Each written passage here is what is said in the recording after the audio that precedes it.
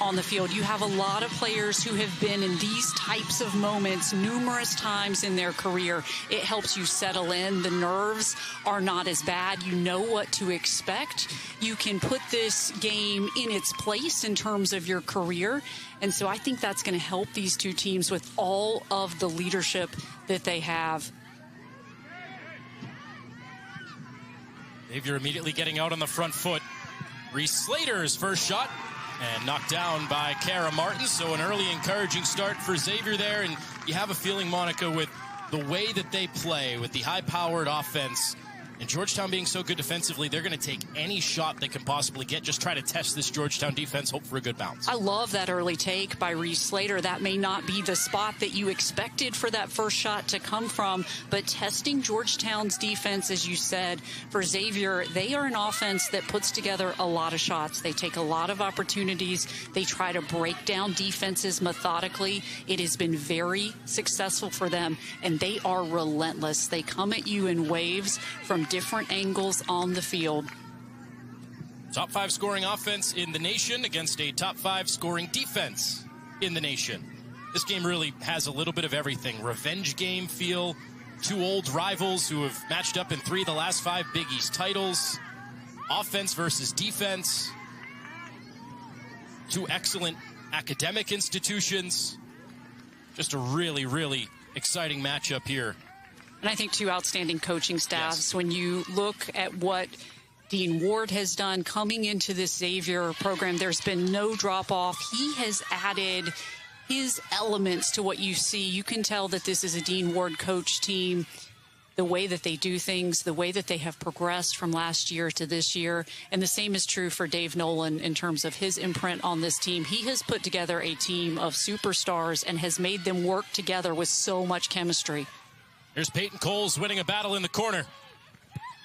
And it's just over off the foot of Urbach. So great chances for the Musketeers to start the game. Urbach coming off a hat trick. Emma Flick there as well, both in the area. And what I love about this play is the cross from Peyton Coles, because against Georgetown, as we alluded to in the open, you have to switch the point of attack. And so that was such a good crossing ball from Coles.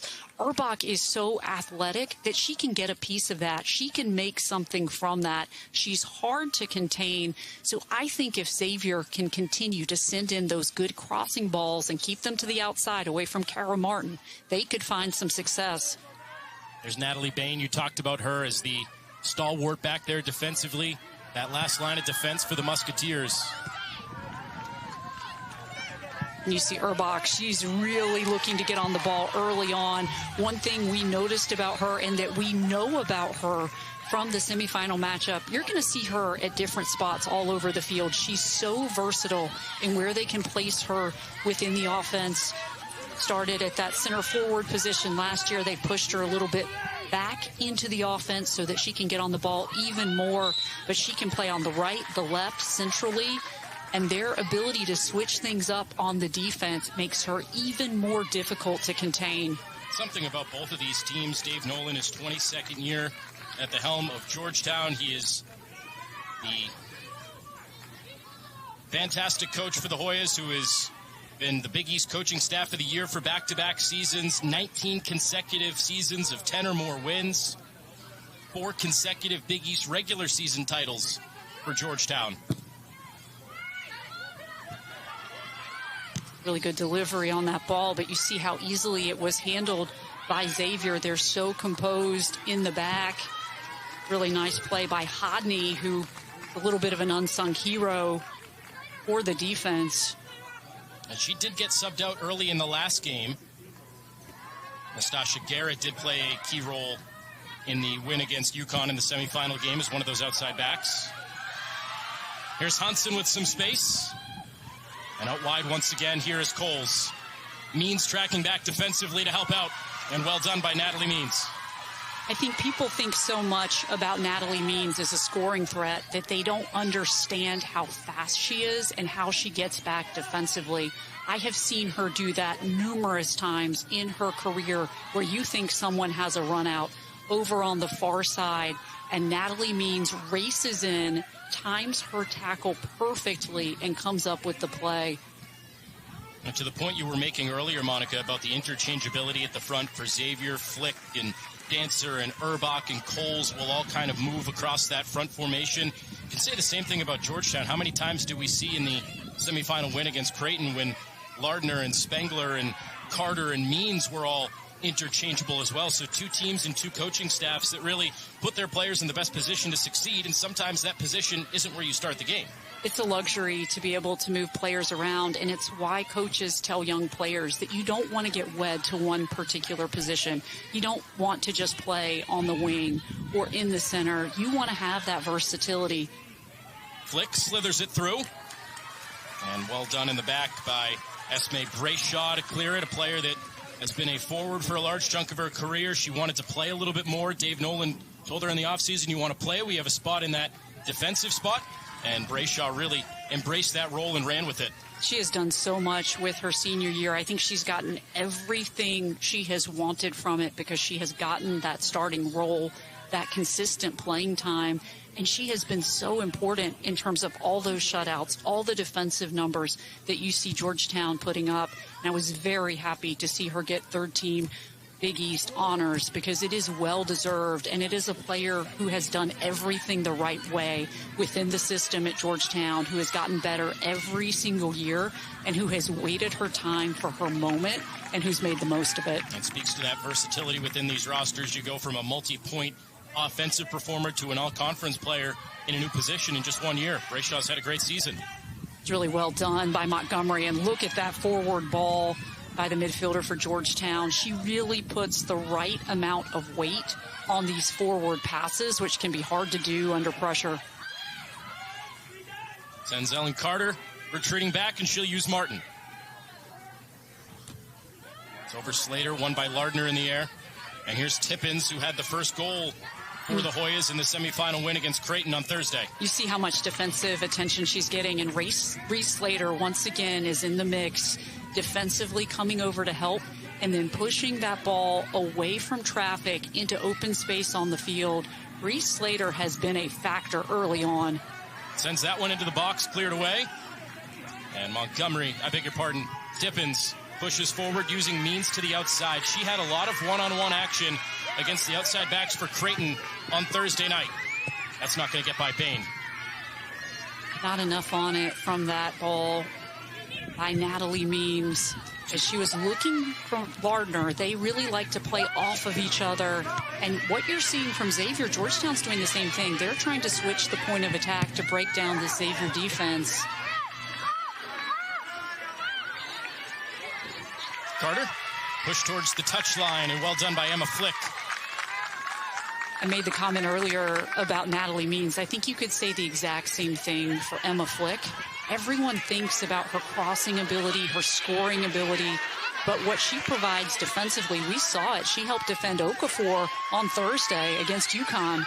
Tippins into the area, and just too good of a defender back there. You talked about it at the start of the show, Monica, today. Natalie Bain is that X factor. It's different positions, but you identified Montgomery for Georgetown and Bain for Xavier. I think both of those players, sometimes it's not the flashiest play, but it's the smart play. It's the intelligence that they both bring to the field, the composure, the leadership, and the fact that every single game I've watched them play throughout their careers, even if it's not their best day, it's still a very solid day. You get that level of consistency from them. Nice touch by Flick to work her way back towards the middle, and now using Urbach to the outside. Hunts it in the area, but Kaya Hansen cuts it off. It's corner coming for the Musketeers. They're going to look at this, however. Mike DeFelice, the lead referee today, wants to check this for a potential handball in the box as Hansen came sliding over. That's exactly what they are going to look at, as it did appear to hit the arm of Kaya Hansen. So we'll take a look on this replay to see exactly what might come of this call. Regardless, no matter what happens, I think Xavier are going to be in a very good spot because it's going to be some type of set piece coming up. But let's take another look here. It's a great ball to the corner. Yeah, it did appear to get that elbow. to get the elbow in the box. So this is crucial here because, Monica, you talked about set pieces for Xavier being a key, scoring first. This is eerily similar to the game on Thursday for Xavier when they jumped out 1-0 early on the PK against UConn. This is a huge opportunity here, either on a set piece from the corner or from the penalty spot to jump out early. That's exactly right, and I think you have to give credit where credit is due. It is going to be a PK. So Hansen got her hand up high. It caught the elbow. And one of the unsung heroes for this Georgetown team in the wrong place at the wrong time with that arm. A player that's helped fill an All-American spot last year, Lawson Rennie. She's been so good defensively, but couldn't get the arm down. And it puts Samantha Urbach once again, just a few days later, at the penalty spot in the championship game to try to give Xavier the 1-0 advantage. Coming off the hat trick against UConn, Urbach just cannot be stopped. She's inevitable for the Musketeers, and it's 1-0 Xavier, less than 10 minutes into the championship game. I don't think Xavier could have scripted this any better in terms of creating that opportunity. And I was just getting ready to say, I think Emma Flick was outstanding on that play, the way she commanded her space to thread that ball through to find Urbach. Urbach's placement so well done on this. You want to go to the corners, and that is exactly what she does. She is a seasoned professional out on the field, knows exactly how you finish on a penalty kick, and Samantha Urbach is having a tremendous tournament. You think to yourself, how can she follow up what we saw from her on Thursday night? It wasn't just that she had a hat trick. It was that she scored those first 2 goals. Those 2 goals really put Xavier firmly in control of the game. And so I think Samantha Urbach, we knew she was a special talent last year, but the progression that we have seen out of her from last year to this year, it's off the charts. And you feel like the best is yet to come, and that's saying something. And Dean Ward acknowledged as much. He said that there's still so much left in the tank for Urbach in terms of player development, but it's been the epitome of Urbach in general.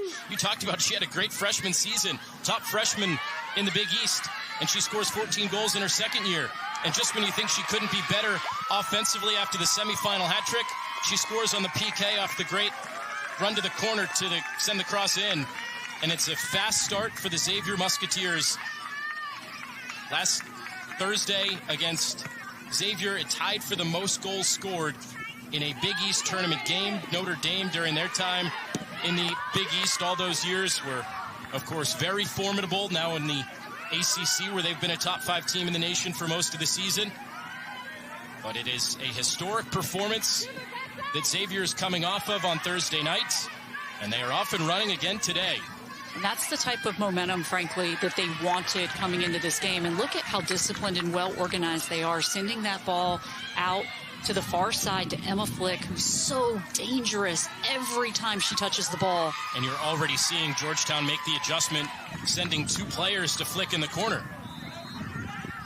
And somehow she still finds a way to send a ball inside. That's the composure that we've been talking about, these experienced players. Emma Flick has played lots of minutes throughout her career at Xavier. She's played in different roles, whether when she was younger, coming in off the bench and really being that spark, whether it's being a player that they're counting on for great service and goal scoring. And I think she has also had a very good start to this game. Tippins. Lardner with a long reach of the leg gets there. Well done for Maya Lardner, the offensive player of the year in the Big East this season. Trying to work on Bain, and that is one heck of a matchup. And Bain temporarily wins it to set up the corner. Really good defending, but it gives up a corner kick for Georgetown. And this is where Georgetown has been lethal on the season. As good as they are at scoring in the run of play, they are very organized on the corner kicks, and one reason for that is the delivery. The other night, the opening goal against Creighton was on a corner. They play it short here. Interrupted by Urbach, and now Lardner. Out for another corner. Georgetown did something a little different there with Maya Lardner giving it to Montgomery. A little further in, they're going to switch things up now with Cochran, who's also good on the delivery. But you can see Georgetown knows Xavier's watched a lot of film on these corner kicks, so they're trying to show some different things early on. Tippin scored on the corner kick against Creighton the other night. Once again, aiming for that back post. Intended target there, Isabel Boudel, who scored one of the goals in the win against Xavier on Saturday last week, which ultimately led Georgetown to the Big East regular season title, and now 3 in a row here as Xavier is just bending but not breaking for the moment.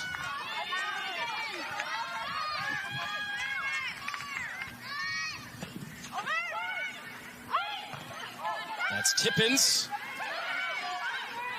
Tippins has been one of the best options on the corners. We saw her score the first goal on Thursday on a corner kick. Boudel, Heller, and Tippins are 3 players who are so dynamic with the ball in close range. They're good in the air. They're very athletic, and they're difficult to stop because they just weave in and out of players so seamlessly. Xavier struggling to clear. Tippins and Boudel have been factors on these corners and attacking third opportunity so far. More solid play, though, by Reese Slater. She's containing her space very well, not letting a lot get past her. Certainly understand why she's third team All Big East this season for Xavier. Do it again. Hoyas chasing a goal. That penalty spot goal for Urbach, the first goal that Georgetown has allowed since September 24th on the road against Seton Hall. It snaps a 9 consecutive shutout streak, and now they have to play from behind in the Big East title game. It tells you a lot about Georgetown, but one reason that Georgetown doesn't give up a lot of goals is because they control time of possession. Now, Xavier's another team that typically controls time of possession. So that mirror image thing that we've been talking a lot about, that's another big similarity between these two squads. So now Georgetown, playing a goal down, is going to have to deal with that because Xavier can possess the ball. They're very good at controlling time of possession as well. You just saw a moment ago as Georgetown retreated back for that overhead ball. Some players, Hansen and Boudel, shielding their eyes from the sun. It was a gloomy morning here. There was actually rain very early this morning overnight. And now the sun's starting to peek through at this moment, Monica. The way the sun is coming down, it appears to impact Georgetown a little bit more on those overhead balls. It's to the back of Xavier, right in the eyes of Georgetown to start this half. That can definitely alter things when the sun's in your eyes, particularly with the aerial balls, when you're trying to trap the goal kicks, and for goalkeepers as well. So it is something to keep your eyes on. Well, outside of this last little flurry here over the last 3 or so minutes with those corners and now some sustaining attacking play, Georgetown coming out a little bit flat in this game. They allowed the penalty spot goal for Urbach, and it reminds me, Monica, of something that Dave Nolan told us when we spoke to him before the tournament. He said, yes, we're only playing about 30 minutes away from campus, but people don't realize how difficult this is for us. Because they are so close to the Georgetown campus, his players went back to class. Some maybe had exams or presentations or just regular classwork in general. There are other distractions outside of soccer. A lot of coaches throughout the season will talk about they prefer to be on the road, obviously the whole student-athlete component, but there are fewer distractions. You hope for Georgetown they didn't come in distracted today, but it was a key component that I thought was interesting. This isn't a true home field advantage because of some outside factors for the Hoyas. That's true. There's pros and cons for Georgetown. Obviously, they don't have to travel as far, but they do have those extra responsibilities that they have to attend to because they are not technically on the road. But I think for the Hoyas, even though this has not been the exact start that they've wanted, some of the balls that they typically connect on have not connected. But because of the experience, because of the discipline, all of these upperclassmen, as this is tough to see Emma Flick down on the ground in this game. Certainly hope this is nothing serious. And hasn't made any attempt to get up yet. Flick in some serious pain. And now Mark DeFelice is going to call on Hannah Russ, the trainer for Xavier here. And right as she went for this second ball, a 50-50 here with Boudel, and it's that right leg That's tough on those player-to-player contact moments. And you talk, Monica, I mean, how important is Emma Flick to this offense? The attention more so for the two top goal scorers with Hansen and with Erbach. Dancer chips in with a lot as well. Coles is great. But that's a very important piece to that Xavier attack, Emma Flick. She certainly is. We've already seen it early on in terms of everything she adds offensively, defensively, from a leadership perspective, the way that she helps you stretch out the field, because the point of attack is not just coming from the right side, because the left side is equally as good. You see Dave Nolan right there talking with Natalie Means, one of his captains, wearing the captain's armband. Georgetown has been looking to get balls to her on the left side.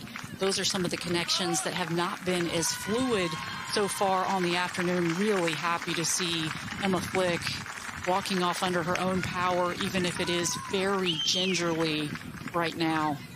Yeah, putting some weight on it, but not much. Doesn't need the help of Emma Russ to walk off, but definitely a significant development. It appears that Dancer is going to shift from that right wing to the left wing to take that spot. It is certainly where that versatility comes into play, and is very important that you have a player like Regan Dancer, who I think prefers to play centrally. That's where she can really shine, and I'm so happy to see Emma Flick coming back onto the field. She's an absolute warrior. If you know anything about her, she will do whatever it takes to be there for her team in moments like this. And again, really glad to see her back out on the field. Yep, so Flick back on. Nastasha Garrett had taken the neon green penny off, so it kind of gives you an idea of the way the mind would think for Dean Ward. If there were a situation there, they'd get a little bit more defensive, which, Monica, they could afford to do right now, being up the one goal.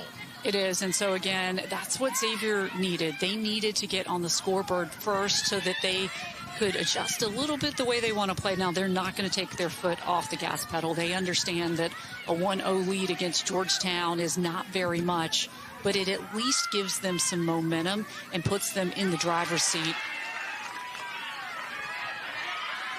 Well done by Dardano in the midfield. She's been playing a lot more lately for the Xavier Musketeers, teaming up with Chelsea Lozier in that midfield spot. I really like what we've seen out of Dardano this season. I'm a big fan of Elizabeth Powell. I think she could be one of those next great defenders in Dean Ward's system. He told us he sees glimpses of Natalie Bain. Take a look at Tippins. She's so technical. I think people think a lot about the technicality of Lardner and Means, but Henley Tippins as well has those great touches on the ball. And she's so good in the air. Means trying to keep it in. Well done in the corner. And the coverage that Xavier has had defensively tonight. Cole's getting back there defensively. All the talk about Georgetown's defense, Xavier has stood strong. They did surrender those three corners earlier. Dardano trying to clear. Well, and I think both of these two teams, that is one really important similarity that they have. The wing players who do such a good job getting back defensively, whether it's Flick, Means. We saw Coles right there. There's Means once again. We talked about Powell. She shuts her down for the moment, not out completely. Lardner the target.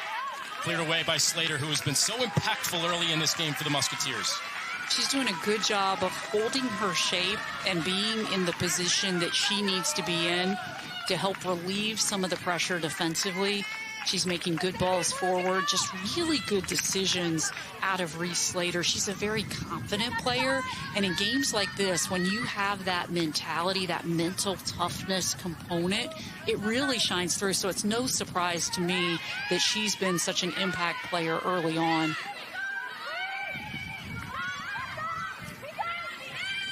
A great step by Slater again. Heller's going to get around her, but I like how active. That's a dangerous ball, and Galley off her line with Tippins threatening. Good moment for Georgetown, really their best opportunity. And you see the challenge for the Xavier defense. It's really a pick your poison type of moment, because if you try to contain Means, if you try to contain Lardner, Tippins is very dangerous. Cochran is dangerous up top. You have Heller and Montgomery who send good balls forward. It's really a very complete offense for Georgetown. Here's Urbach now on that right side. We talked about the interchangeability of these front players for Xavier, and Urbach earns a free kick, and this is a threatening position here just outside the box. Really good chance here created by Samantha Urbach. She's very good on the ball. As you see, she's difficult to contain. She's slippery. She forces the Hoyas to commit the foul. Slater over there, along with Urbach. Bain up from her defensive spot as the Musketeers load the box in search of a second.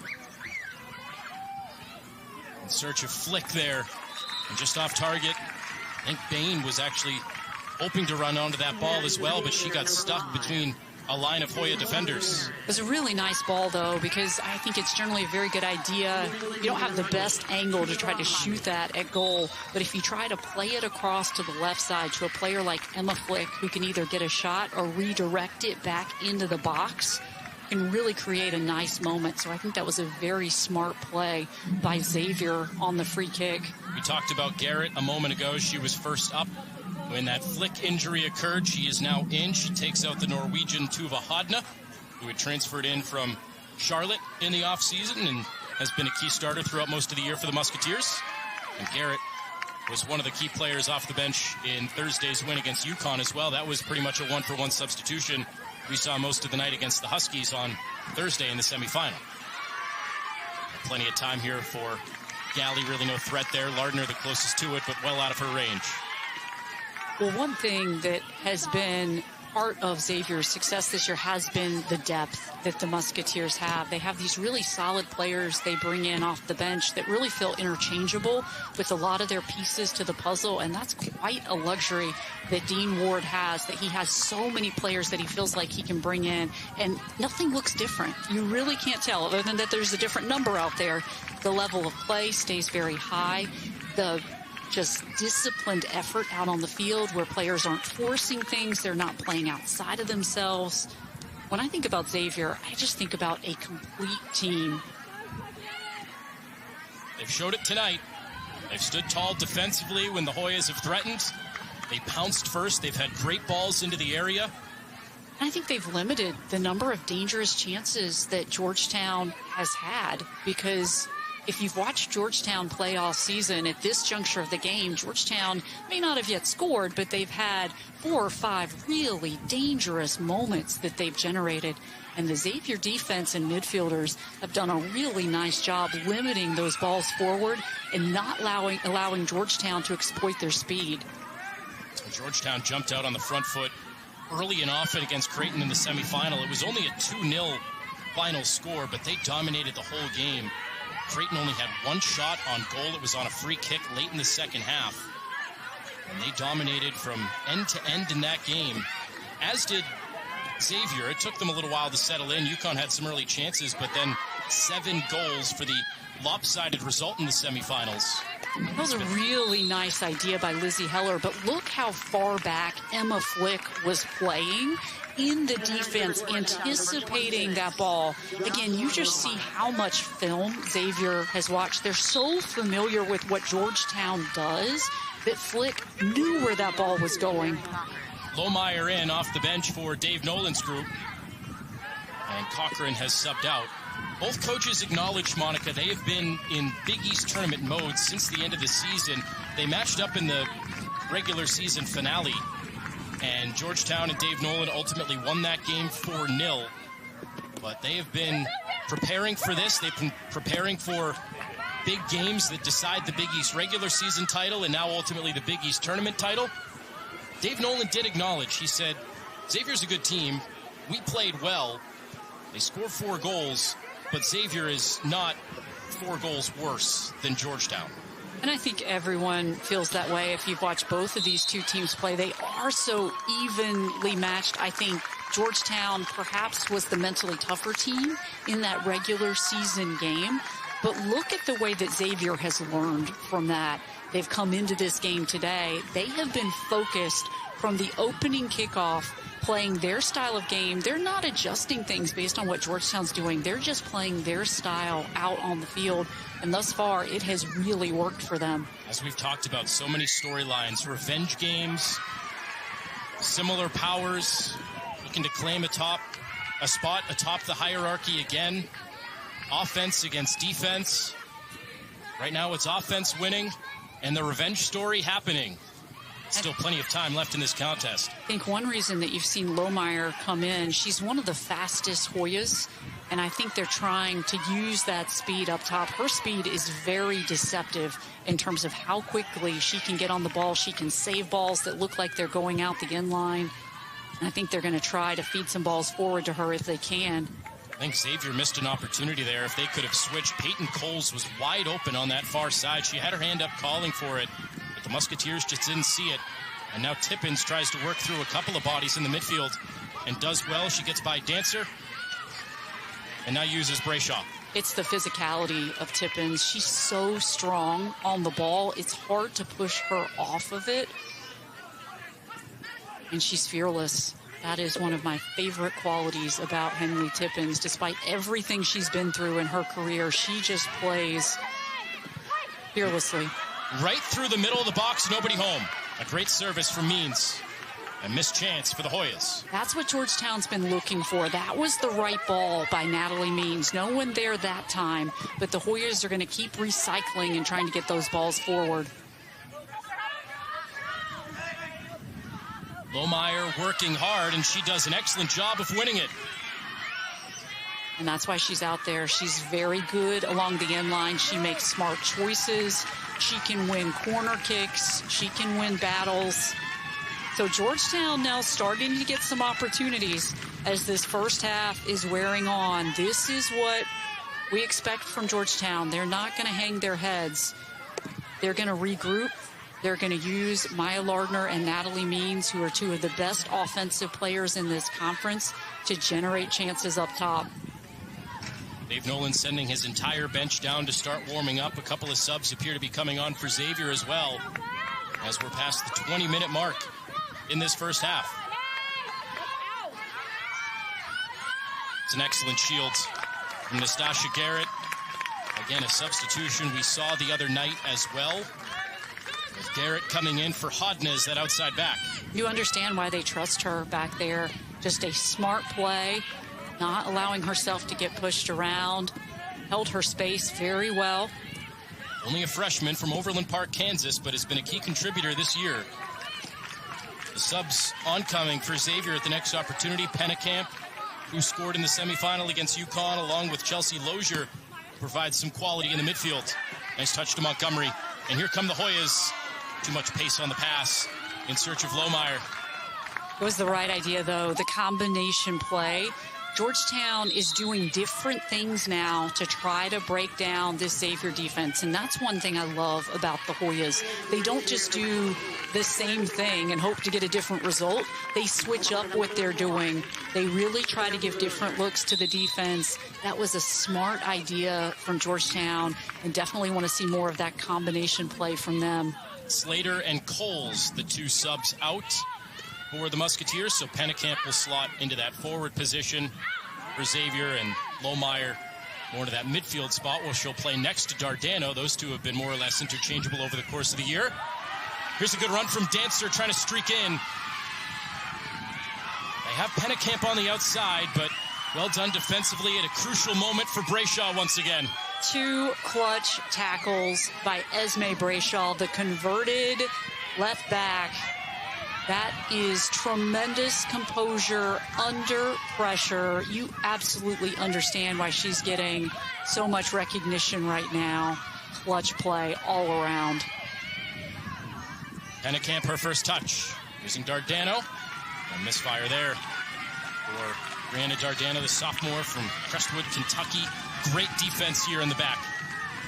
Just look at the timing, the speed, the execution. She did that so well to stop that ball. Then she recovers. She gets back. She makes the second tackle.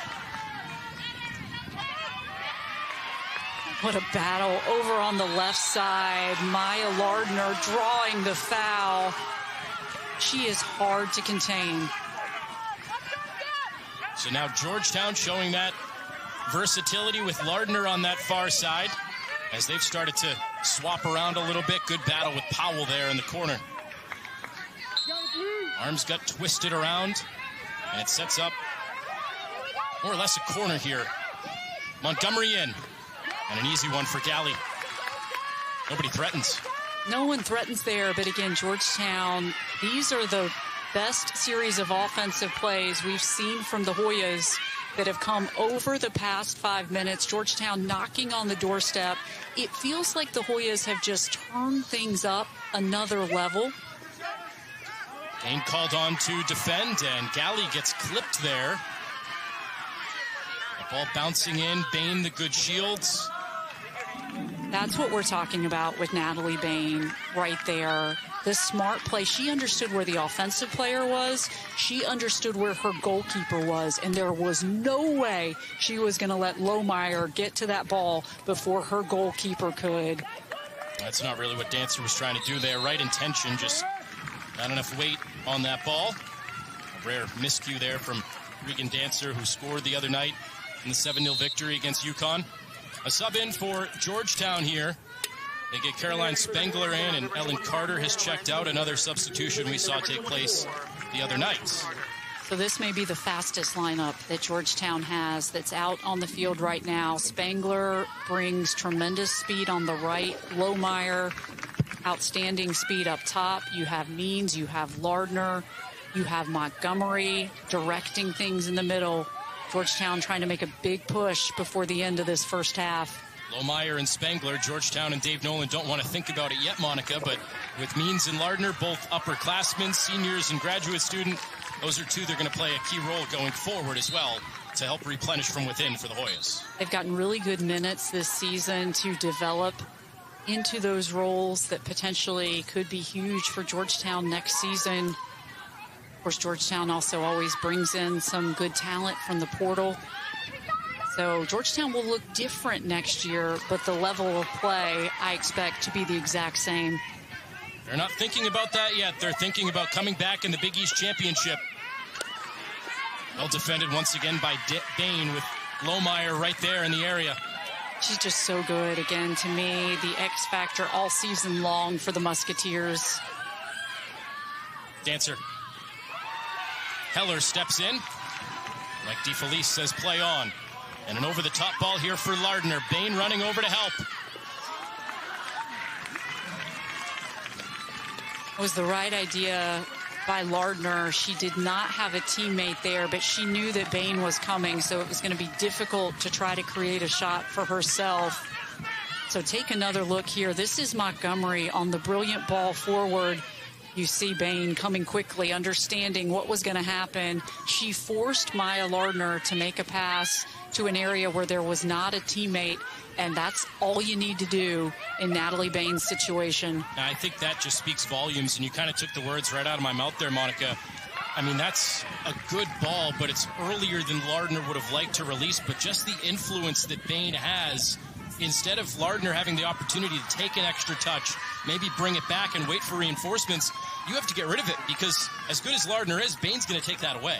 And it's really frustrating to me, and I know I talk about this all the time, that there aren't more statistics in soccer that capture the types of things that players like Natalie Bain do. And Natalie Bain, to be fair, is getting all the recognition that she deserves. But for a lot of defensive players, you just don't get statistics for that type of work, that type of intelligence and understanding.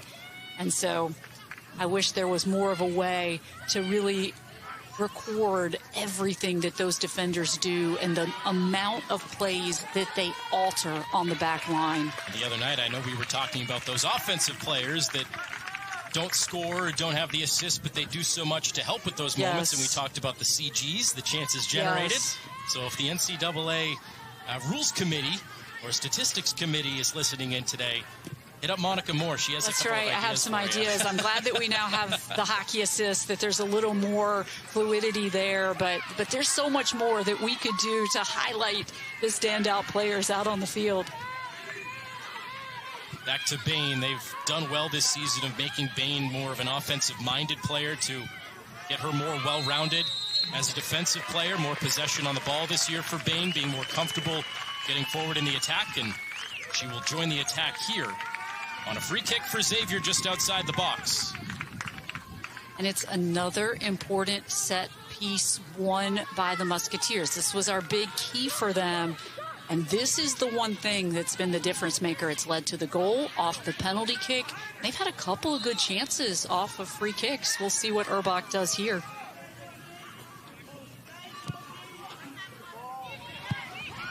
Martin off her line, does just enough to interrupt. And then a 50-50 won by Martin up in the air. And she gets dinged up pretty good there. That is a card against Pennekamp, the freshman, who went up high to challenge Martin. This is an automatic card right here. You cannot do this with the goalkeeper, particularly in the air, but you can't do this when the goalkeeper has her control on the ball. Take another look here. Kara Martin with the ball. Pennekamp crashing into her. Martin still down on the ground, but the officials, very rightly so, do everything they can to protect these goalkeepers in plays like this. And so that is an automatic card. No surprise to see that shown. So Martin still down on her back. Training staff for Georgetown, Mark Eisenstadt, the lead athletic trainer for the Georgetown women's soccer team, checking on Martin.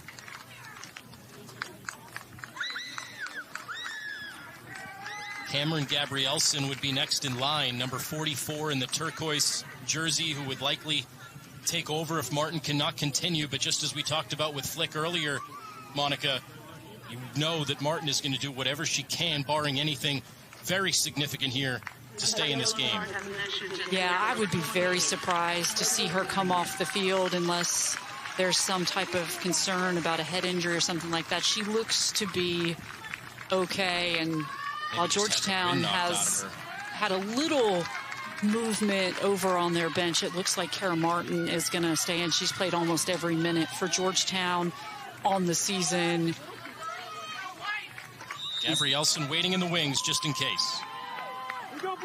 But the thing that you have to know about Georgetown is they have several quality goalkeepers on their roster. Dave Nolan will tell you you have to have at least two top-notch goalkeepers to be a strong team in Division I women's college soccer, and they really make sure that they have that.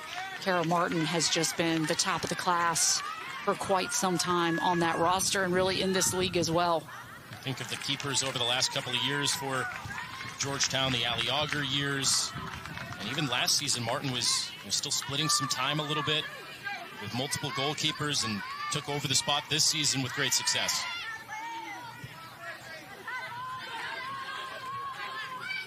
But credit to Xavier, they have really weathered a big storm coming down the stretch of this first half. Georgetown has been creating a few more opportunities up top. They've gotten Lardner a little more involved. They've gotten Means a little more involved. But they just have not had that one key moment to try to find that offensive success. The chances lately have been plentiful for Georgetown. None truly threatening, I think is fair to say. They've had some well-placed balls in the box, but nobody has really capitalized yet. Lohmeyer has Lardner with her. Here's Maya Lardner. And once again, who else but Natalie Bain sliding over. And a fortuitous bounce there for Xavier. It's a throw rather than a corner. Wow.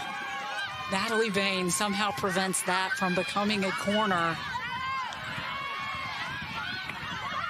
But it will be a corner now for the Hoyas. Actually, they thought it was going to be a corner. I thought it was going to be a corner, too. We'll get another look here to see who touched. Actually, that was the play before, where Natalie Bain somehow, some way prevents that ball from going out the end line.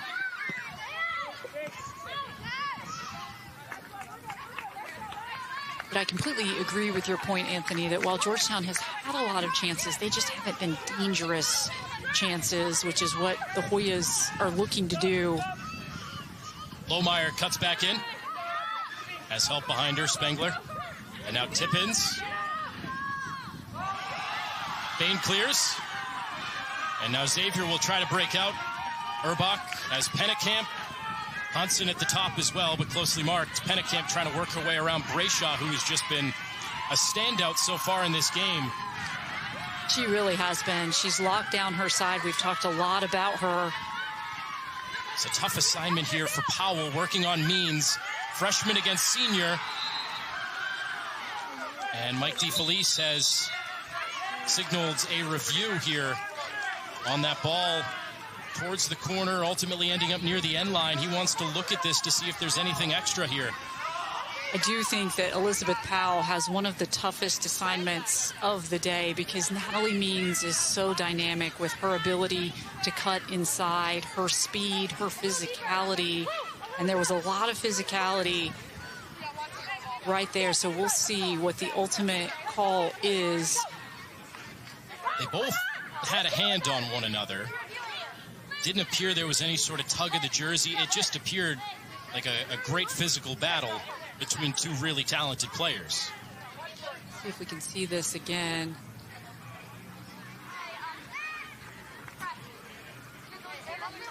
As the teams are lining up, because at a minimum, Georgetown's going to get a set piece here to try to generate in the box. And you know who the targets are going to be. They're going to be looking back post side. They've got Budell here. We'll get another look at this here. It was a really great ball. Actually, that was earlier with Maya Lardner, who thought that she should have gotten a call in the box, and that would have been a pivotal moment because that could have been. Yeah, so our apologies to you. They are going back and looking at this play from earlier with Dardano and Lardner. Well, that would be a potential penalty kick depending on what the ultimate call is. I think a couple of things factor in here. Is Lardner the target on this? Is there a push? Is there... See if we can see from this angle.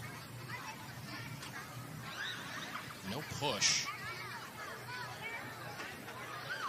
Not sure if... I mean, Lardner's making her run this way and the ball's going the other. I don't know if she's the target either. If anything, Monica, legs just got a little bit tangled. In the run of play, it did look like their legs got tangled up.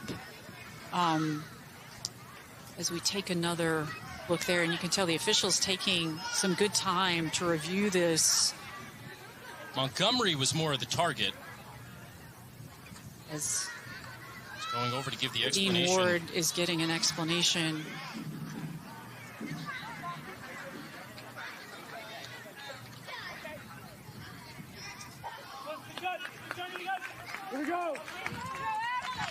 No penalty is the call. So going back to review that earlier play, no penalty with Lardner going down. But as you mentioned, Monica, this is still a very threatening chance here, a shortened corner more or less for the Hoyas. It does make a little bit of a tight angle to get this ball in front post. It does, but they have Budell and Tippins and Hansen, all three, Heller as well, on the far side. Those are the four targets the Hoyas are looking for. And you see they're all man-marked. One-on-one defending here, so crucial in the box for the Musketeers.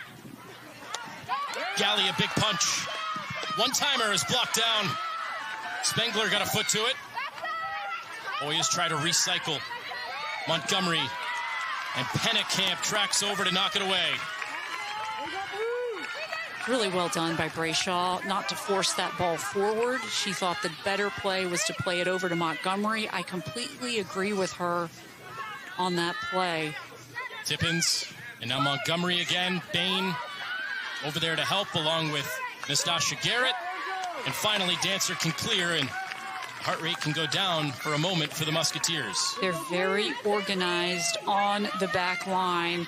As we take another look here, you know where the ball was intending to go, but Maria Galley had other ideas. That's a clutch play by Galley, and Dean Ward will tell you that because of her experience, even though she doesn't have to do a lot because the defense is so good, when those big moments come up, you can count on her, and that's one of those big moment plays he was thinking about.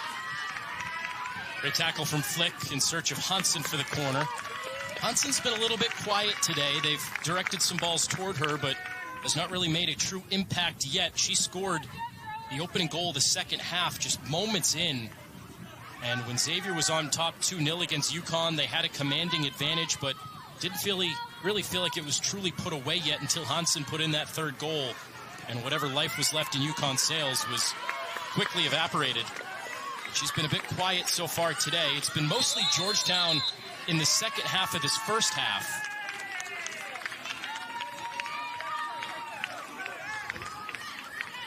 So Georgetown looking to make one final push here under 5 minutes remaining. This is one of those dangerous time periods in soccer where goals seem to be scored frequently. We'll see if Georgetown is able to generate something a bit more dangerous. Those set pieces really have been the best moments we've seen from the Hoyas, as they have not had as much in the run of play to test Maria Galli. I think it's fair to say that last free kick opportunity with Spengler's one-timer on the second ball has been, of all the chances they've had, probably the best chance they've had. Well, it was a really good service from Montgomery. Just Maria Galli comes off her line and punches it away, because otherwise I think that would have been a very dangerous ball for Georgetown to try to do something with over on that back post side. And that's what we're talking about with Maria Galli.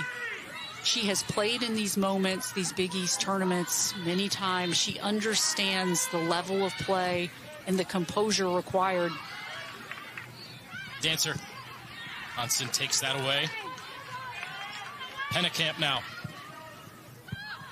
Hansen is off. Helped by Kaya Hansen to the official, because she was calling that very quickly in terms of the offsides. Go blue!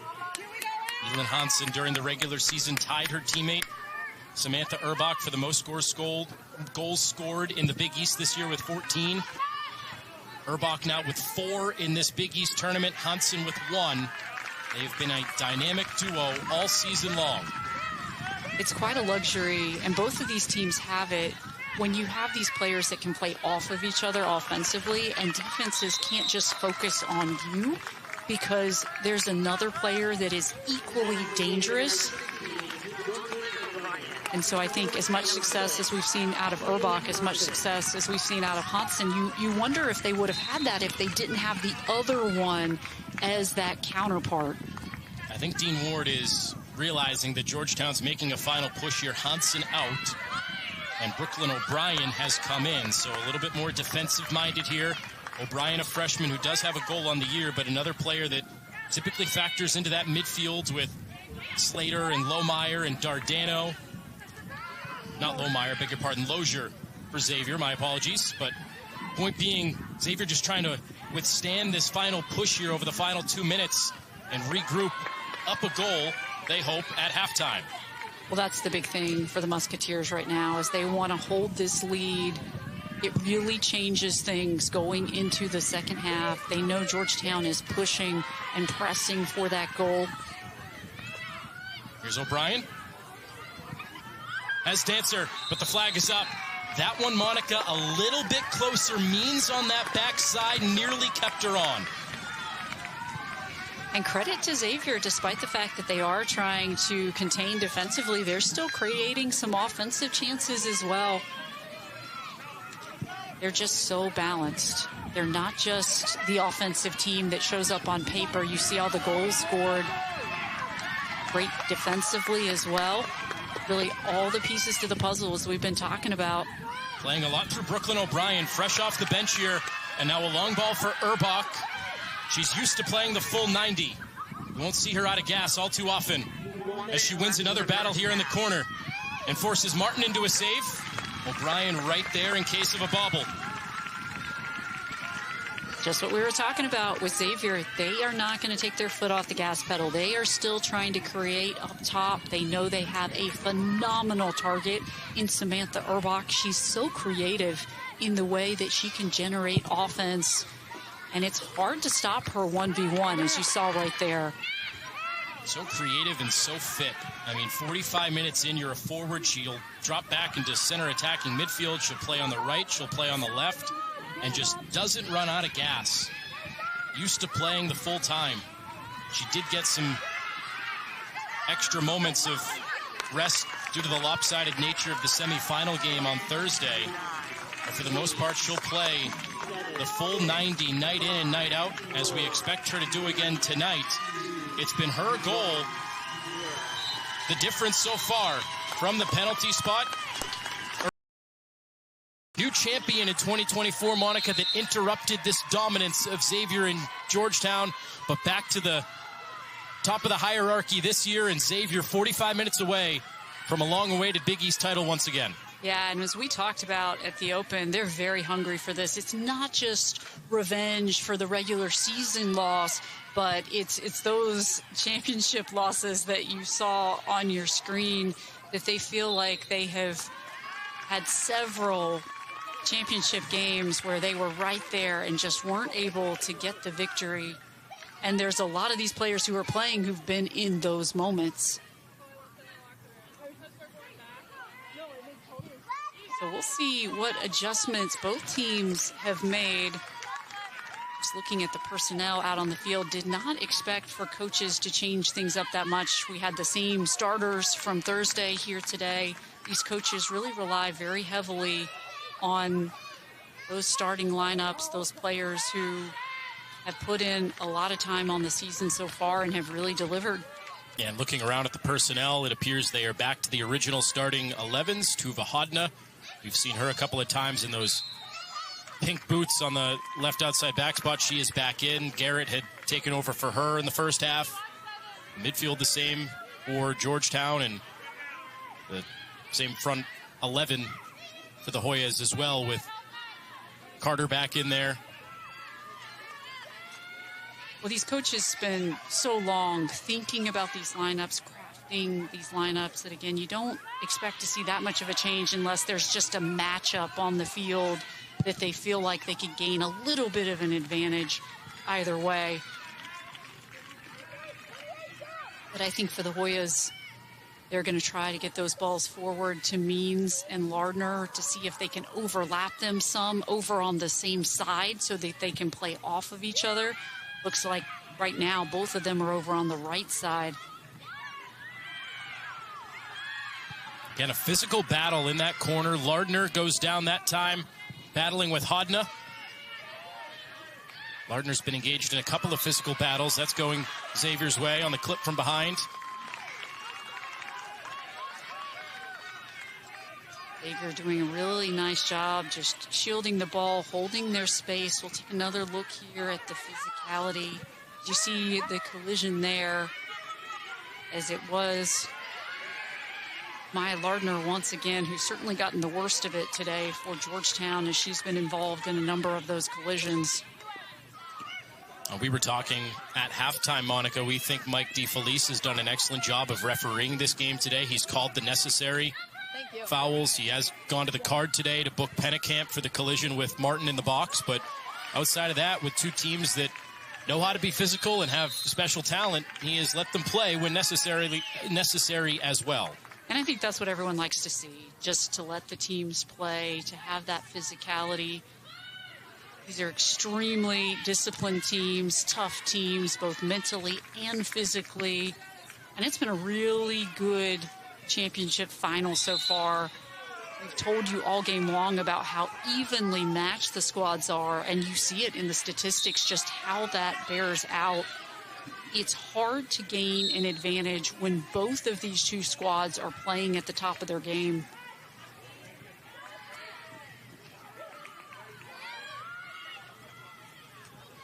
Great job by Tippins in the air. She is so good at those back flicks with her head.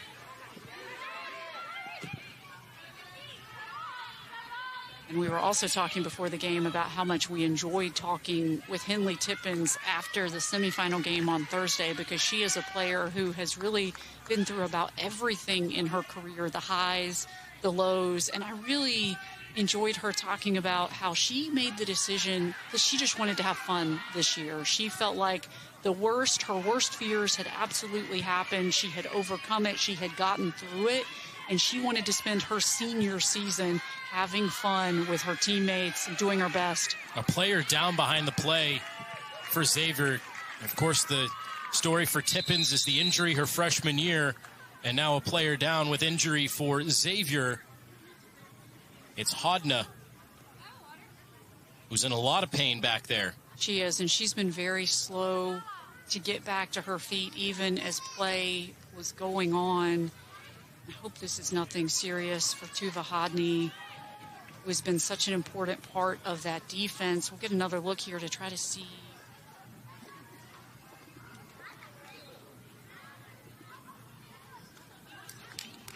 Or is it it's Dardano, I beg your pardon, Yeah. not Hodney, it's Dardano. It's number 14. My apologies, yeah. A sophomore who has really worked her way into a big role. And this is nothing serious for her. Our Dardano's sister, Brooke, plays at Vanderbilt, the Hoyas.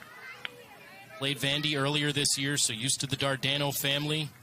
One of Georgetown's few losses this season came against the Commodores. Dardano trying to relace that boot and continue today. You know, at a game like this, nobody wants to come out unless it's something significant. And I love seeing Maria Galli over there, just that leadership with her teammate right there on the ground with her. And that's what you get from a goalkeeper like Maria Galli. She's seen it all. She's been through it all. She's been in these moments. She really understands how to be there for her teammates.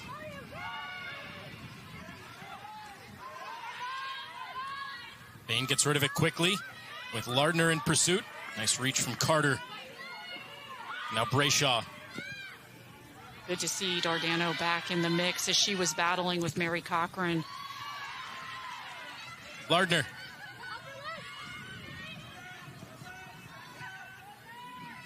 Urbach, an excellent step to break that up. Heller. And now Means out wide. Good possession here from Georgetown. It all started with Lardner and the great hold-up play in the corner. Means draws two. Cochran. Cochran turns, but didn't have the final touch. I was marveling at how Natalie Means got that ball through two defenders without having it deflected. Take another look here. She threads the needle perfectly to find Cochran, who just couldn't get the pace on it as she spun around. But that was so much quality from Natalie Means. Almost deny physics there. Now loose ball to Lardner once again as they build the attack. Big Well done. step. Yeah, Dardano looks to put that injury behind her. Dean Ward talked about those midfielders with Lozier and Dardano and O'Brien, how they do so well at building the attack offensively, but how they're the stoppers in the midfield, denying other teams from building their attacks. That foul's going to go against Montgomery. The push in the back. Georgetown getting some good build there. But look at how Xavier maintained their shape defensively, such that they had players in all the important areas to defend the ball. I talk so much about how disciplined and well coached they are, but you just see it the way that no matter how much Georgetown's pressuring, they're not getting flustered. They're not going away from all those key pieces of their game plan. Another great battle over on the left side between Means and Flick. And Means is slow getting up. Seen a lot of these 50-50 balls today that have just resulted in two players going full speed right at one another. It's the nature of this game. It's the rivalry. It's everything on the line. This is such a big goal for both of these two teams. This is something at the top of the board in terms of when they set their goals for the season to win a Big East tournament championship. It means so much, particularly for the seniors. Lardner. Well done to work it back in. Knock down Bain. Who else gets in the way? She really has delivered today. We knew she would with the quality player that she is. But Natalie Bain, to me, has been such a standout defensively, has not allowed anything dangerous in the run of play. Urbach wins it in the air, and a save by Martin on the back post. A fluttering ball that nearly floated over her head. Urbach nearly made it two. This is why she's the Big East goalkeeper of the year. To get a hand on this ball, we're going to get another review here. Kara Martin This is such a good play from the Georgetown goalkeeper. Look at Urbach getting a piece of that. Martin doing everything she could. She knew she just had to get a hand on it, even if it wasn't much, to direct that out of the goal. So athletic, sacrificing her body. But it looks like they might be reviewing the contact to Urbach. Mike DeFelice has certainly earned his paycheck today, that's for sure. Or did it cross the goal line? Maybe that's what they're reviewing. And no goal. A very quick confirmation there. So Martin keeps it out. She's made a lot of big saves throughout her career. That's one of the bigger ones in recent memory. She doesn't get tested a ton with how good this Georgetown defense is. Only 44 saves during the regular season. Makes a big one there to keep this game at only 1-0. And what about Samantha Urbach? Could she have played any better in this tournament? It's hard to imagine with the level of play that she has brought. She's been great all season long, but what great players do is they elevate even more in the big-time moments. And I think what we've seen out of Samantha Urbach Thursday night and this afternoon, this is a superstar in the making when you look at Urbach.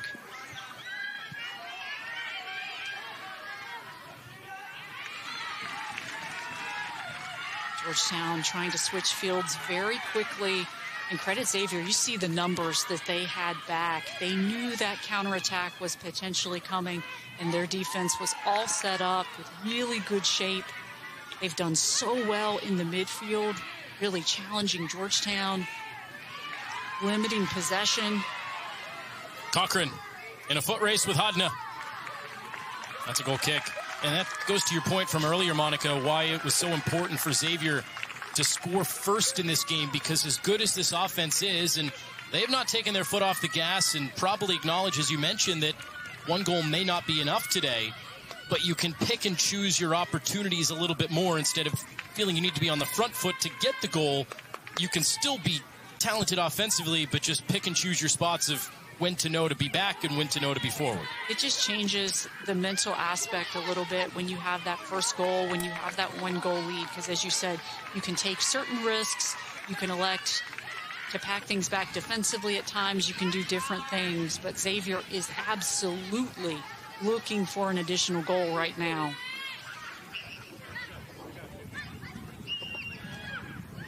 Well done by Coles to settle.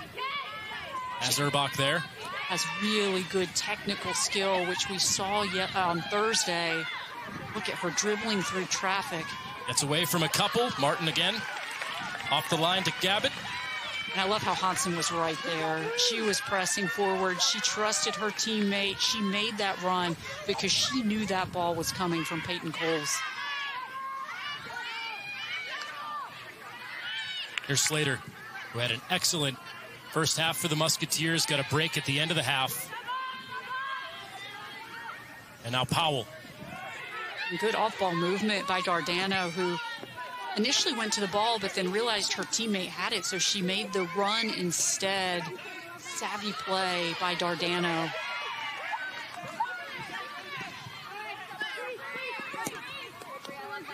Powell the step once again to Urbach. Really see the technicality of this Xavier team. Saw it a moment ago from Coles. Urbach moves away from a few. And now back to Coles, who draws two again. That's really one of the fun things about this matchup. A deflected ball on Martin, well placed. I don't know how that ended up on goal because they were perpendicular, but somehow it went to the opposite side and Martin had to make a save. Well done by Kara Martin. Again, she's the hero right now for Georgetown, keeping that play out of the net, off the header from Urbach. That was dangerous there. Hansen, almost misplayed that with Urbach bearing down. Look at the pressure that Xavier is putting Georgetown under. It feels like Samantha Urbach is everywhere right now. There could be two of her out on the field with the work rate that you're seeing out of number 26. Well, over the course of the whole season, I'm sure opposing teams thought there were two, the way that Elin Hansen and Samantha Urbach were just pouring them in. They combined for 5 hat tricks, Monica, during the regular season. Well, and one is 6 and one is 26. So sometimes if you don't quite see the number on the jersey, it really feels like your eyes are playing double on you. They've combined for 33 goals this season between the two of them. Some teams in NCAA College Soccer are lucky to score 33 goals as a team, never mind between 2 players.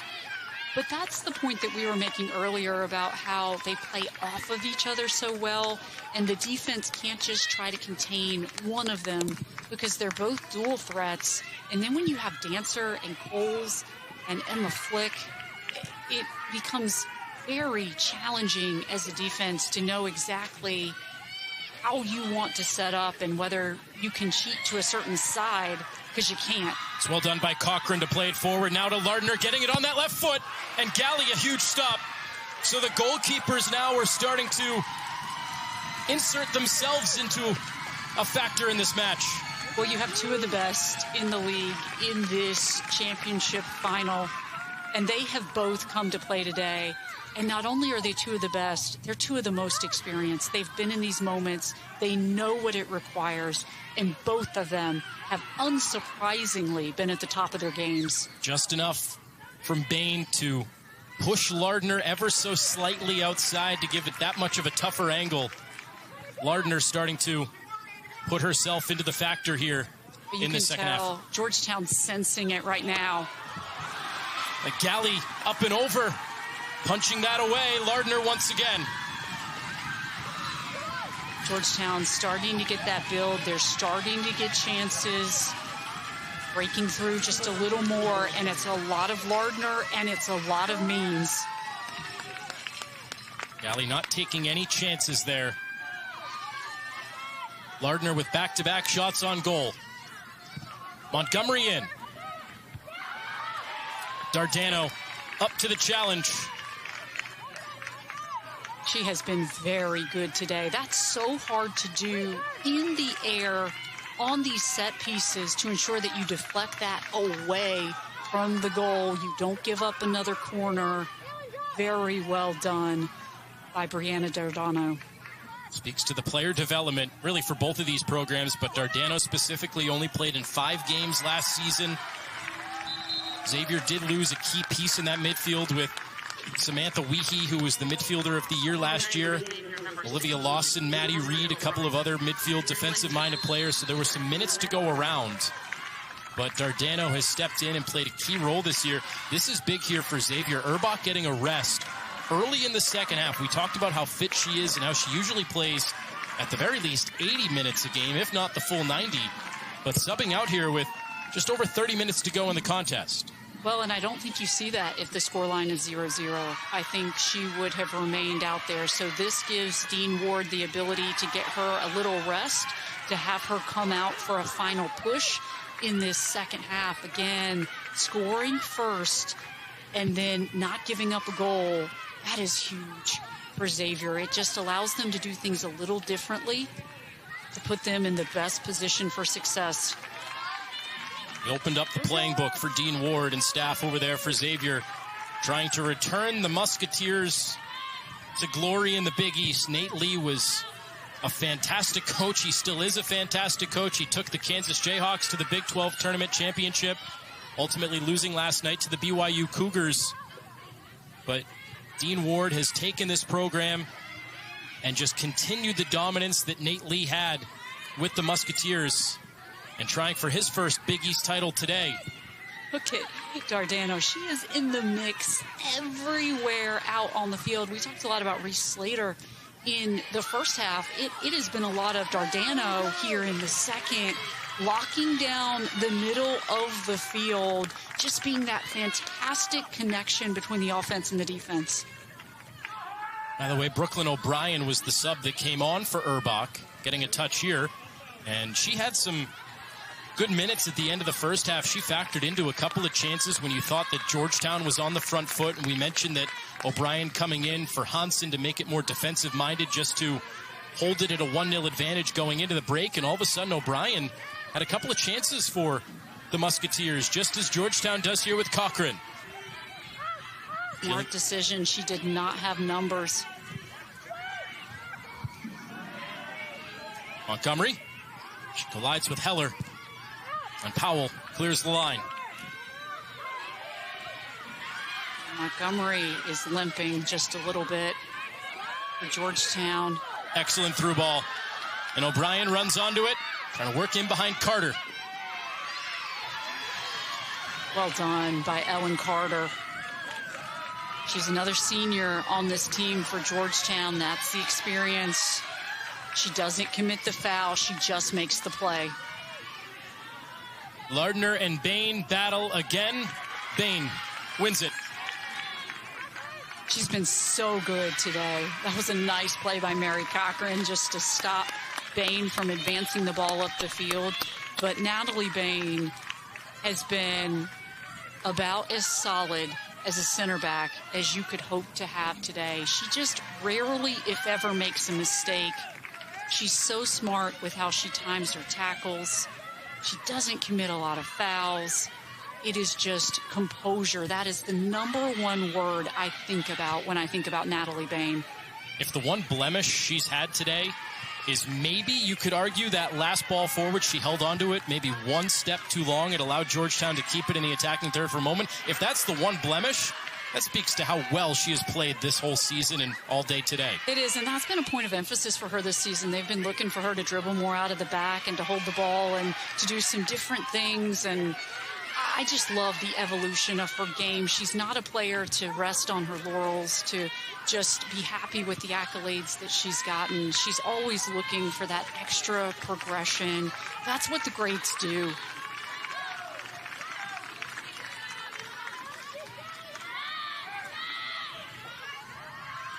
Lardner giving her all she can handle. You can't take anything away from Maya Lardner. Her work rate, you can just see with the way she plays how much she wants this for her team. And Dave Nolan really challenged her to be the leader on the team this year. That was really the progression he was looking for, how he thought that Maya Lardner could really benefit personally from this extra year, is to really grow that leadership capability. And I really love watching her play. It's going out for a corner. Xavier's first of the match. Hansen taking advantage of getting in behind Kaya Hansen. I believe this may be the first corner. It is. For Xavier, they have not had any. They've had free kicks. They had the penalty kick. But so it will be interesting to see what Flick does here. Go blue! A few subs just came on for both sides. They'll try to make their impact. It's a good ball to the outside to those players who are waiting centrally. And Urbach is waiting at the scores table. We didn't think she would be out for long. No.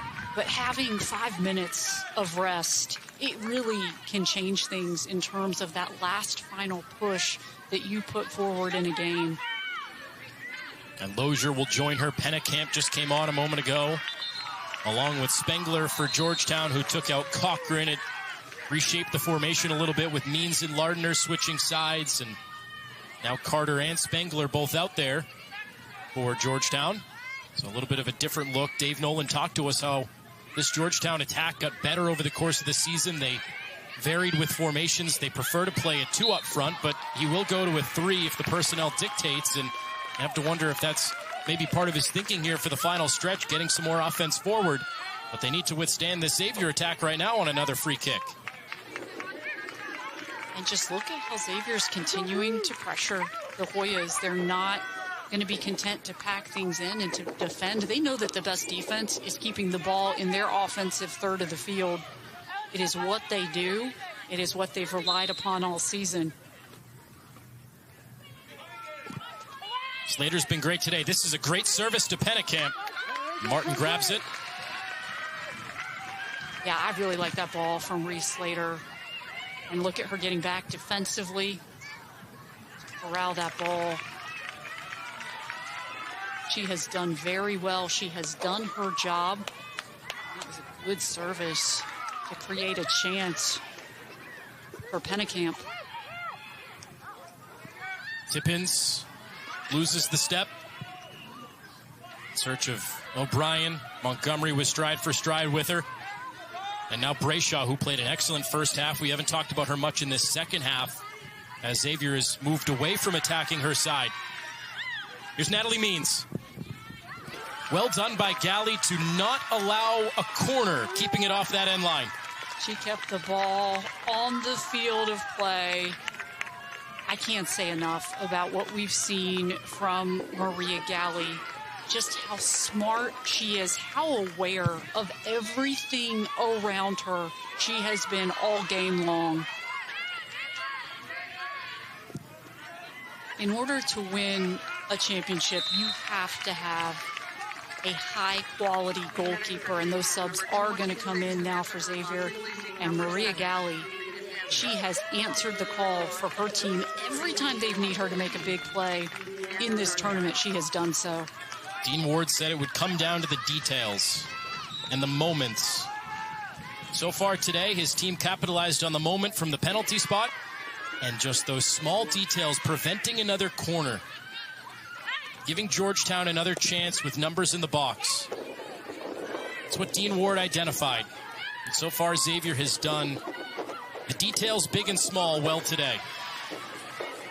You see Georgetown, they're not going to waste any time. These balls are going to go out of bounds. Time is not on the side of the Hoyas. There's still over 20 minutes left to play.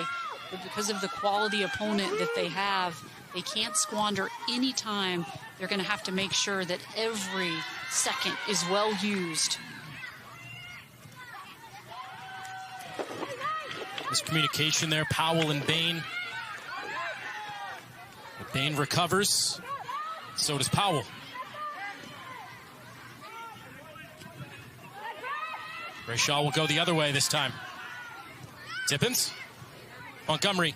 Over the top, Lardner. Flag stays down. Lardner is denied. Galley, a huge stop. Maria Galley has been standing on her head today. Point-blank range opportunity. Still in play for the Hoyas. Tippins. And now they'll reset. Budell. Spengler. Over Lardner. Tippins! She got a touch.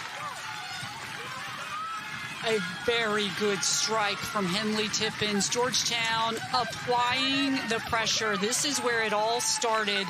Tippins, Montgomery. Look at Maria Galley just making herself big, coming out and pressuring. This is textbook goalkeeping play. You have to be aggressive off your line, and that is what Maria Galley did. Georgetown shaking it up here. Had Means standing over the ball. Now Montgomery.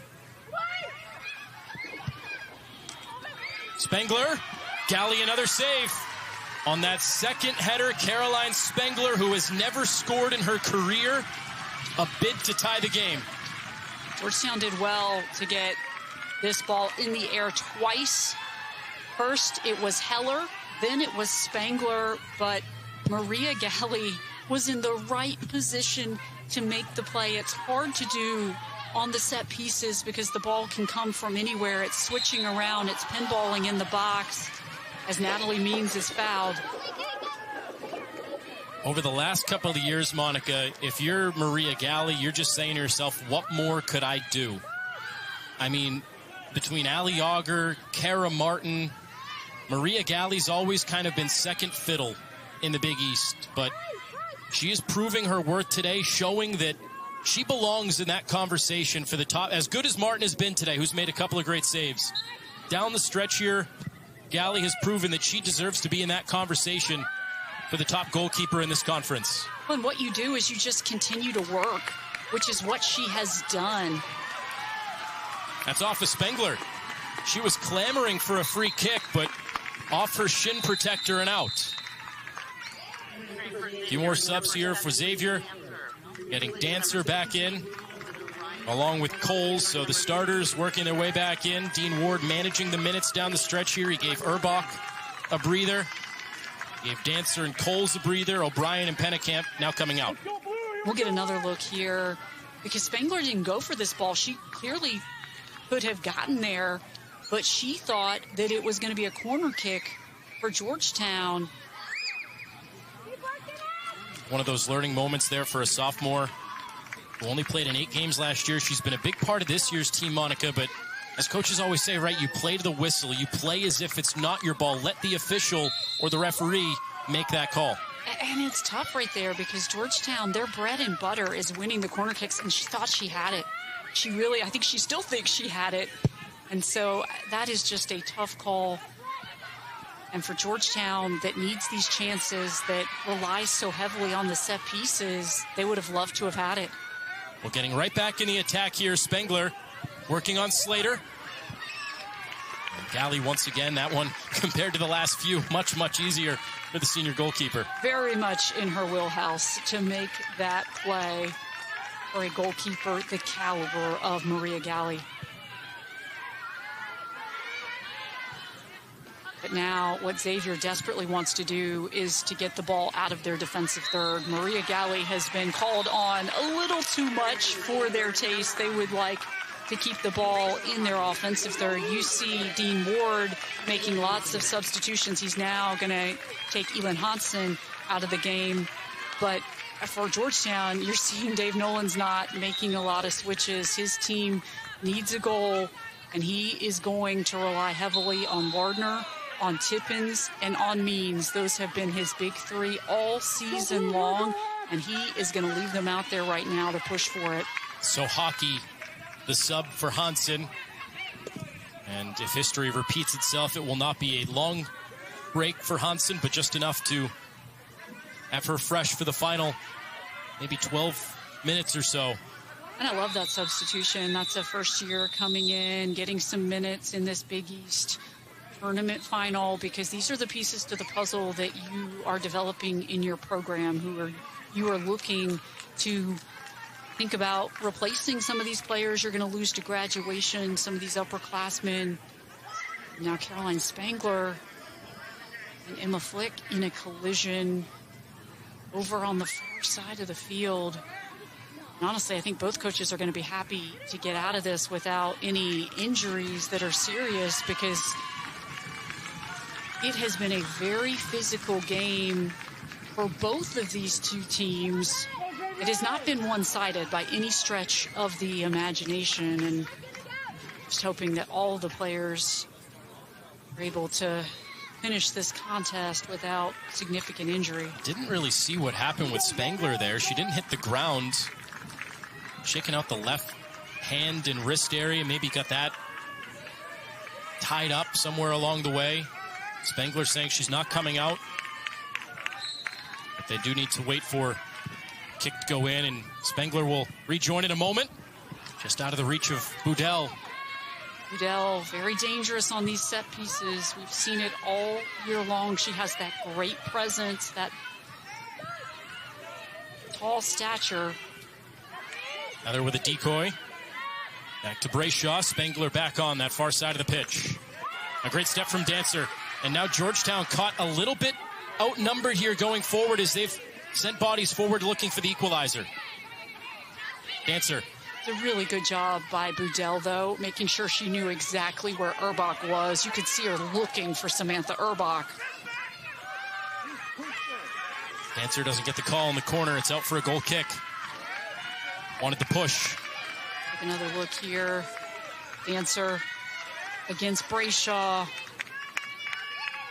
Esme Brayshaw has been one of the big standouts today to me for Georgetown. We talked about how Natalie Bain has made very few, if any, mistakes. I think Esme Brayshaw has given you very high-level play under pressure as well.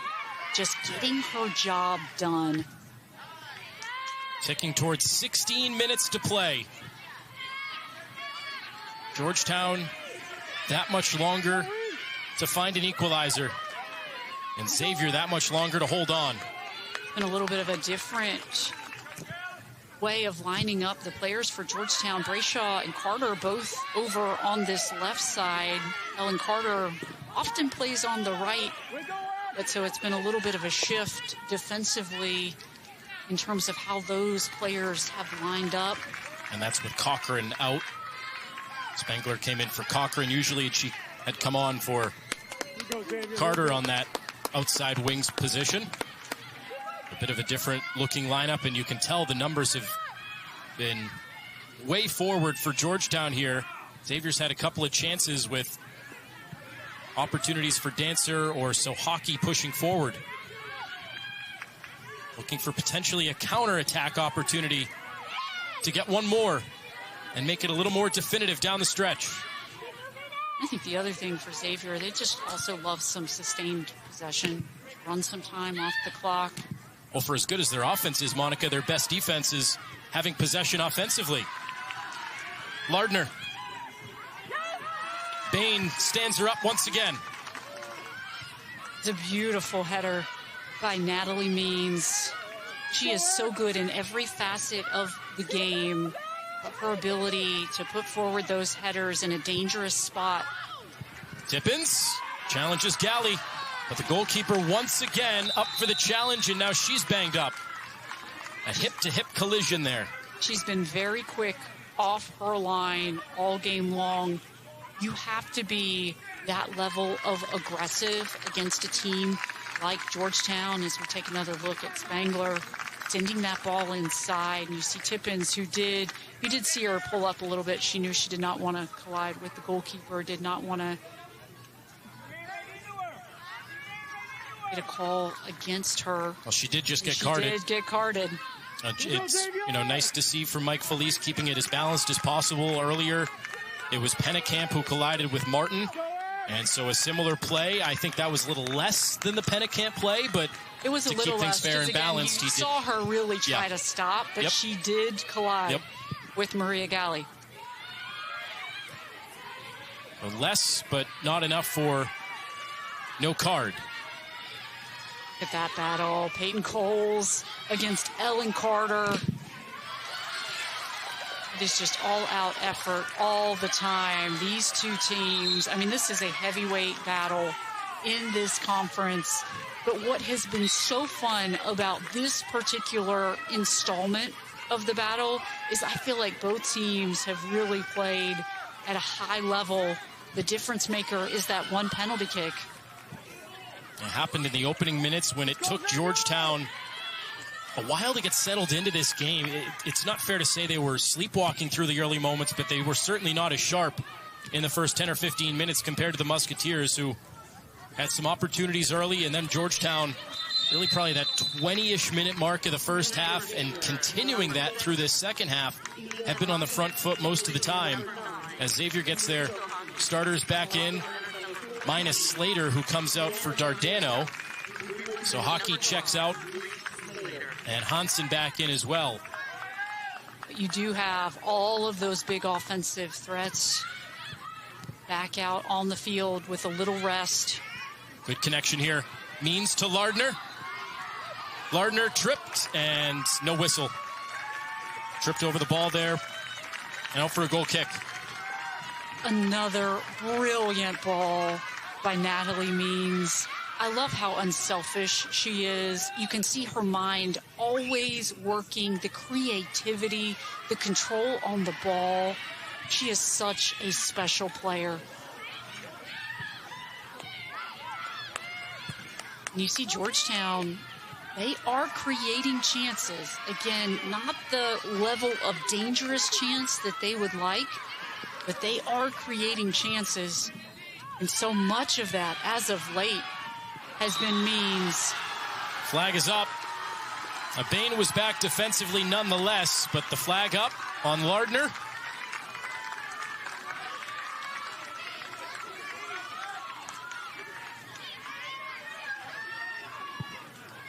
Unlucky for Georgetown again. They're doing everything except for getting that final result.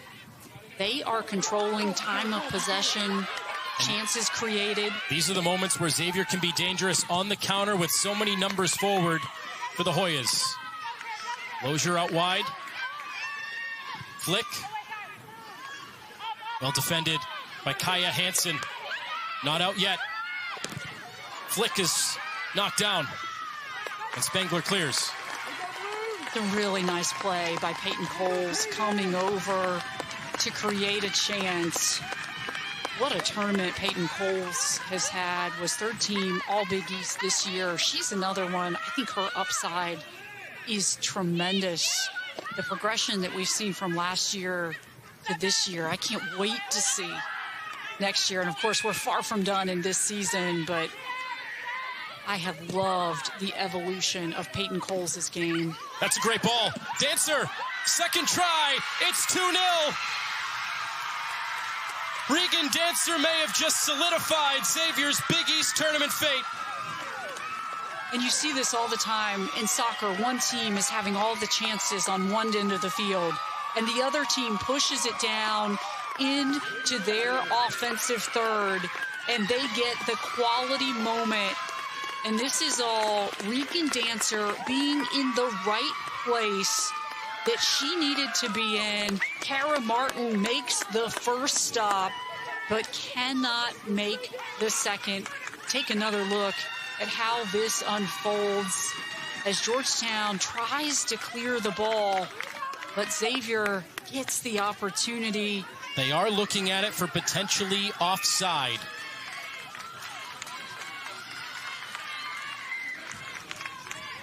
So the question... Dancer is right there at the top of the box. Did Kaya Hansen, the center back, I think is the one in question, Monica, keep her on? It was difficult to tell from that angle. We'll see if we can see it from another angle. Again, it would be Dancer on the top right of the screen with Hansen in the white shirt just in front of her. 7 in blue, 13 in white. From that right there, Monica, they look side. Yeah, it looks like she's on from that angle. They look side by side. A long look for Mike DeFelice. Obviously a crucial call.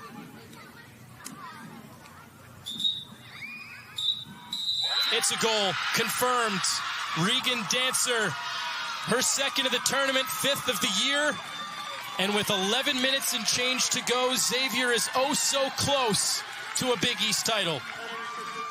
These players live for these moments.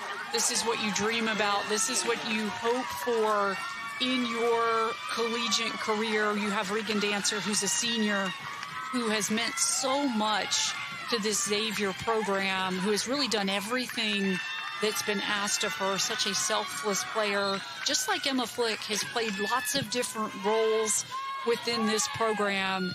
And Dean Ward this year has really ensured that she has been in a spot where she can be very impactful. And that is exactly the word that you think about when you think about Regan Dancer. It is impactful. Dancer, who has been a key contributor every single season. Big East freshman team back in 2022. A team that lost to Georgetown in the Big East championship, to them being a sophomore who scored a handful of goals with some assists. Last year, earned her first non-freshman all-conference accolade with Big East second team on a team that lost in the Big East championship to UConn. And now, her second goal of this tournament, Xavier's second goal today, might be the straw that breaks the camel's back. Well, and you have to imagine that those thoughts have been in their mind this week if they've been preparing for this tournament. Certainly the loss last year to UConn, they were the higher seed going into that championship game. There were a lot of expectations for Xavier, and UConn just put together a masterful run as the number 5 seed last year in the tournament. Really a credit to Margaret Rodriguez and her team for what they were able to do in the tournament. And again, I think they're thinking about that regular season loss to Georgetown. They knew it wasn't their best day. They knew they were capable of so much more, and they did not want that to happen again. A sub coming on here for Xavier. Alexis Morrison in, Dancer out, so the goal scorer gets a break. Xavier gets a little more defensive-minded. 9:31 to play. It's funny, Monica, you mentioned UConn, because we'll be back next week for the Big East Men's Soccer Championship. UConn the other day against Seton Hall came back from down a goal in 13 minutes to score 2. There is still hope here for Georgetown with their offensive weapons. but time very clearly ticking towards an end. And another injury here for Xavier. It's Dardano once again. She was down earlier and got that one up higher on the neck. This is something you just don't want to see here. Dardano has been a warrior on this field today. And again, nothing nefarious there, just unlucky and unfortunate, but it doesn't take the sting out of it for Dardano, who I think in this second half in particular has been outstanding out on the field for Xavier, controlling the middle of the field, whether it's with Slater, whether it's with others, really locking things down. We knew a lot of today's game was going to be won in the midfield.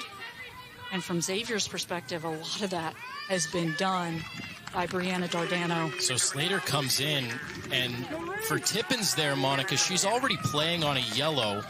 Mike DeFelice did not give her one there, but 2 yellows resulting in a red. That could have been big for the next game. It does stay in the pocket. I think that was just really unlucky and really unfortunate that it happened, but not something that would have merited any type of card.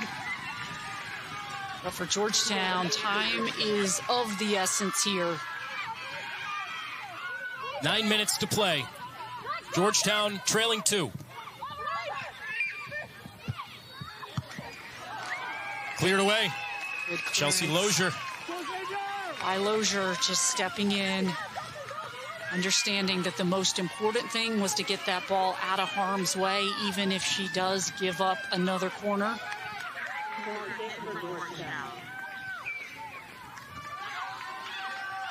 Montgomery flips sides. Another corner incoming. It's on the back post. Galley is there once again, denying Lizzie Heller.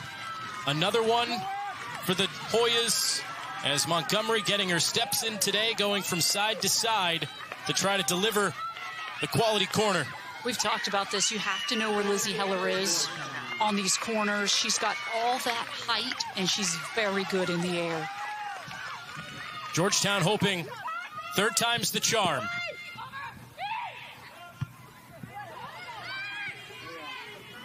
Lohmeyer.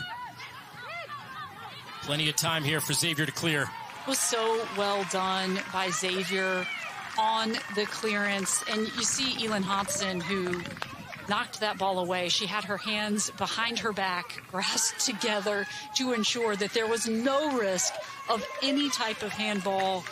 I love just the attention to detail that we're seeing out of these players. Very well done by Hodson.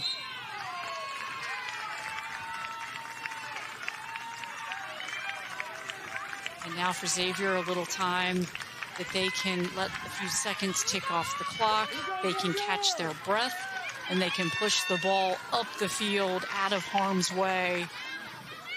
It has been a very well-played game by the Musketeers so far. You're just seeing their maturity, the evolution of this team.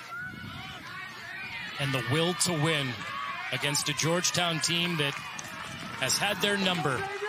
Only one head-to-head win for Xavier against Georgetown in 16 meetings. Of course, it was a big win. The 2019 Big East Tournament Championship. But Xavier has always just fallen a little bit short, even in the regular season. As good as the Musketeers have been year in and year out. Georgetown, 4 consecutive regular season titles. They've beaten the Xavier Musketeers in 2 out of the last 3 meetings they've matched up in the Big East Tournament Championship.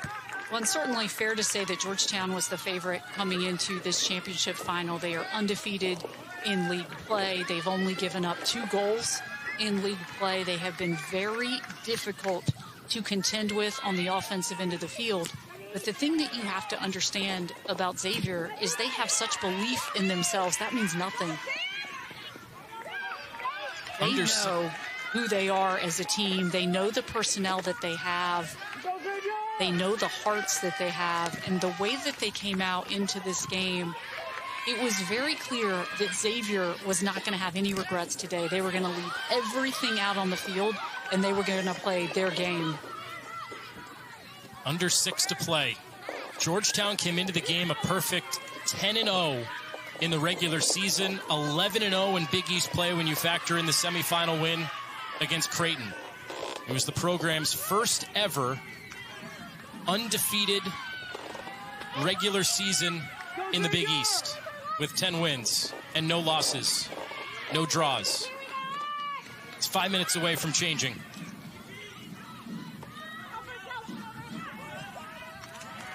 Off the leg of Powell, out for a corner. And those are those chances created. We were talking about Natalie Means. No one does it better.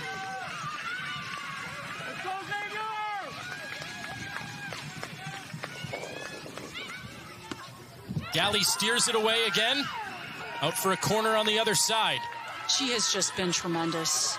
Just when you think Maria Galley cannot elevate her game anymore, she has commanded her space with authority on the day. It has been a masterclass in goalkeeping by Galley. Might need another big one here. Alexis Morrison on for some key minutes down the stretch, helps clears the box. Brayshaw. Hard line drive towards Lardner.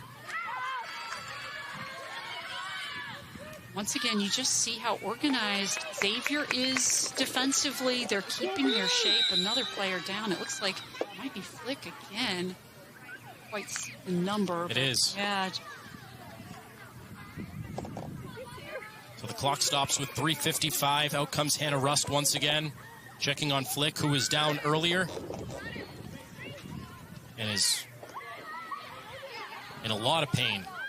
Earlier, it was the right foot on the 50-50 ball. This one seems more left ankle, lower leg area. And the one thing that you notice is where she is on the field. She plays that left wing spot, but she's over so centrally. Emma Flick really covers so much ground. She does so much. I think so much that goes unnoticed at times just because she does it so well with so much skill. She makes it seem effortless. I hope this is nothing serious for her. She's in the middle of the box and then just went down and hobbled her way outside the 18. Again, walking off more or less gingerly, certainly, but not needing any sort of weight relief from Hannah Rust. Reese Slater has come back in. Right now, I'm fairly confident that the first thing her mind is on is just her team holding on and holding this result. She has done so much today to try to ensure Xavier's success. Brooklyn O'Brien back in as well. Nastasia Garrett at the scorer's table just in case. Here's Means. Galley a save, and over Lardner for the second try. Tippins a one-timer. Sails high and wide. Georgetown continues to apply pressure, just lacking the final quality. And so much is Maria Galley. She's just making so many big stops. And I know this one looks a little routine in that she's in a great position to make this play, but there was a lot of power behind that ball. And Maria Galley just masterfully making stop after stop. I have seen her play extremely well throughout her career, but this to me may be her signature performance. Another player down for Xavier. This is Slater. He's played so well today. Just talked a lot about some of these unsung heroes over the course of the match. The Baines and the Urbachs and the Hansens and the Lardners and the Tippins and the Montgomerys get so much attention, just to name a few, but I've seen so many players step up, whether it's Slater and Dardano today for Xavier or Brayshaw, Spengler for Georgetown. Well, and frankly, you can't win a championship if you don't have those players who certainly fulfill their roles every single day, who do all the right things, pay attention to the little things, make the team run, and make everything work. And both of these teams have those quality players that fulfill their role, do everything that's asked of them, and make their teams operate effectively. Well, Mike DeFelice has signaled for the time to stop. Xavier took as much time as they could before prompting the whistle. 2:35 to go as it ticks towards the final minute. Flag is up. Really no question there that Hansen was offside. But credit Xavier for getting the ball up the field, getting the ball out of their defensive third. Again, for a team that's so offensively inclined, their best offense or their best defense is sometimes being on offense. And credit Georgetown, they have not allowed Xavier to do as much of that in this second half because of adjustments they've made. Georgetown has owned time of possession, but defensively, Xavier has stood tall. That's so well worked in the corner by Tuva Hodna. She's played the entirety of this second half. Nastasia Garrett in games past has come on as a replacement, but Hodna, the Norwegian, has been excellent in this second half. Well, and I think some of that is Dean Ward knew that Georgetown was going to make some adjustments.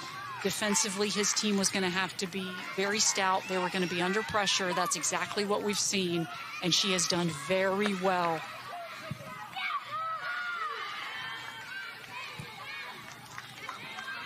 Georgetown's last Big East loss came in the semifinals at this facility last year. Turnover in the back. Here's Hansen. Urbach. Xavier content with milking this clock here, but Urbach gives it away. Over the top, Hodna has to get back defensively.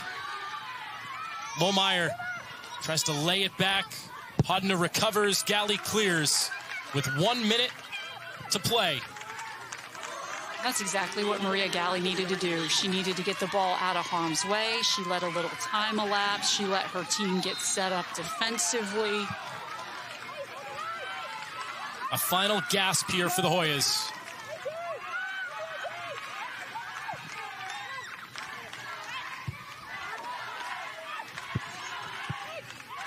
Goodell can't hammer it. 30 seconds to go.